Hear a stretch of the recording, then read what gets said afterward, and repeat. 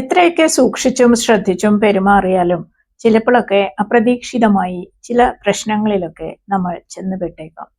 പ്രശ്നത്തിൽ അകപ്പെട്ടാൽ നമ്മുടെ പ്രതികരണം രണ്ടു വിധത്തിലാകാം.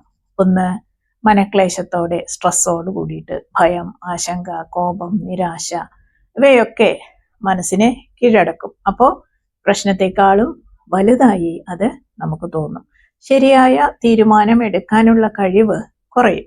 ഇനി രണ്ടാമത്തെ കാര്യം, മനസാന്നിധ്യത്തോടെ പ്രസൻസ് ഓഫ് മൈൻഡോട് കൂടിയിട്ട് മനസ്സ് ശാന്തമായി നിൽക്കുമ്പോൾ സാഹചര്യം വ്യക്തമായിട്ട് നമുക്ക് കാണാൻ കഴിയും.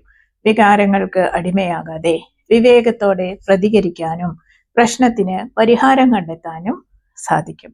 ഒരിക്കൽ ഒരു അധ്യാപകൻ ട്രെയിൻ യാത്ര ചെയ്യായിരുന്നു. അപ്പോൾ അടുത്തിരിക്കുന്ന ഒരു കുട്ടി തൻ്റെ വാച്ചിലേക്ക് തന്നെ സൂക്ഷിച്ചു നോക്കിയിരിക്കുന്ന കണ്ടപ്പോൾ അദ്ദേഹം ആ കുട്ടിയോട് ചോദിച്ചു, എന്തു പറ്റി, വാച്ച് വളരെ ഇഷ്ടപ്പെട്ടോ എന്ന് ചോദിച്ചു. ആ കുട്ടി പറഞ്ഞു, ഇത് വളരെ വില കൂടിയ വാച്ചാണല്ലോ, എനിക്കൊന്ന് കാണാൻ തരുമോ എന്ന് ചോദിക്കുകയാണ്.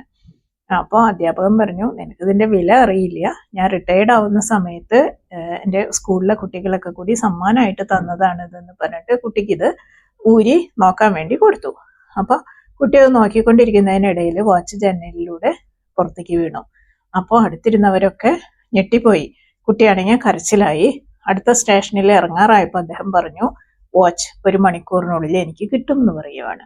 അപ്പോൾ സ്റ്റേഷൻ മാസ്റ്ററുടെ ഓഫീസിലെത്തി അദ്ദേഹം കാര്യം പറഞ്ഞു. ഏകദേശം ഏത് പ്രദേശത്താണ് അത് നഷ്ടപ്പെട്ടതെന്ന് അറിയുമെന്ന് ചോദിക്കുകയാണ് സ്റ്റേഷൻ മാസ്റ്റർ. അപ്പോൾ അധ്യാപകൻ പറയാണ്, ഇവിടെ നിന്ന് 125-ാമത്തെ പോസ്റ്റിന്റെ ചുവട്ടിലാണ് അത് വീണിട്ടുള്ളതെന്ന് കൃത്യസ്ഥലം പറഞ്ഞു കൊടുത്തു. വാച്ച് പോയപ്പോൾ തൊട്ട് ഞാൻ കൃത്യമായിട്ട് അത് എണ്ണുമായിരുന്നു. പിന്നെ അത് അന്വേഷിച്ചപ്പോൾ ആ സ്ഥലത്തു നിന്ന് തന്നെ ആ വാച്ച് കിട്ടി. പ്രശ്നം നമ്മുടെ ജീവിതത്തെ നിർണയിക്കുന്നില്ല, അതിനോടുള്ള നമ്മുടെ പ്രതികരണമാണ് ജീവിതത്തിന്റെ ദിശ നിർണയിക്കുന്നത്. മനക്ലേശം എപ്പോഴും പ്രശ്നത്തെ വലുതാക്കി കാണിക്കുകയുള്ളൂ. മനസാന്നിധ്യം പരിഹാരം കാണിച്ചു തരും. വന്നതിന്റെ ബാക്കി നോക്കുക.